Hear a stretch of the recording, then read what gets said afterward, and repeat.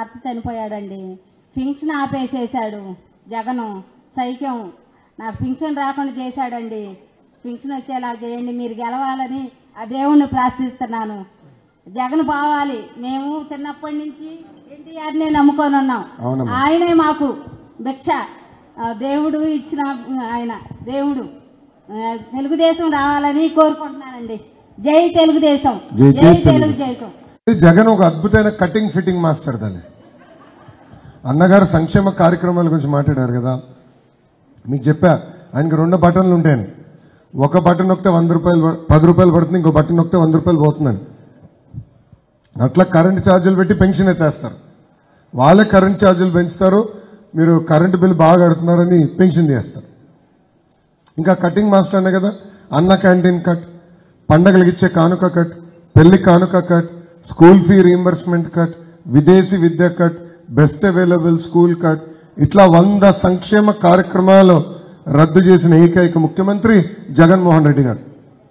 మనం చేసిన సంక్షేమ కార్యక్రమాలు, పెద్దలు చంద్రశేఖర్ గారు చెప్పినట్లు మనం చేసిన సంక్షేమ కార్యక్రమాల గురించి చర్చించాలంటే ఒక రోజంతా పడుతుంది. ఆ చర్చకు మేము సిద్ధం. జగన్మోహన్ రెడ్డి గారు సిద్ధమని అడుగుతున్నారు.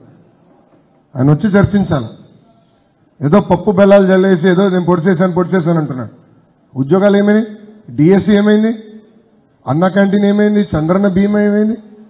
స్కూల్ ఫీ రీయింబర్స్మెంట్ ఏమైంది? ఏం మాట్లాడు.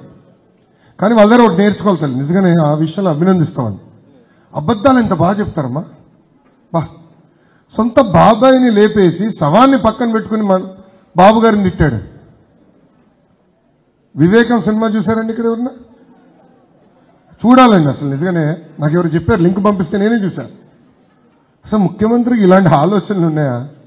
ఒక ఎంపీ సీటు కోసం సొంత బాబాయినే లేపేస్తాడా? ఎంత నేను చూడండి. ఆ రోజు బాబాయిని చంపారని ఆయన తెలుసు. ఆయన వాళ్ళ అవినాష్ రెడ్డి వాళ్ళ బంధువు చంపారని తెలుసు. కానీ సాక్షిలో హాఫ్ పేజో ఫుల్ పేజో బాబు గారి చేతుల్లో గుడ్డలు పెట్టి ఏం నరికినట్టు చూపించారు. నారాసుడ రక్త చరిత్ర అన్నారు. నిజంగానే అబద్ధాలు చెప్తాం వాళ్ళ దగ్గర నేర్చుకోవాలి. వాళ్ళకి అవార్డు ఇవ్వచ్చు, భాస్కర్ అవార్డు. సినిమా పేరు మర్చిపోయినా. బ్రహ్మానందం గారు ఇస్తారు భాస్కర్ అవార్డు, ఆస్కర్తో పోటీ పడుతుంది. భాస్కర్ అవార్డు ఇవ్వచ్చు. అరగంట అంబట్టికి, బెట్టింగ్ స్టార్ అనిల్ యాదవ్కి, వాళ్ళకి ఇవ్వచ్చు.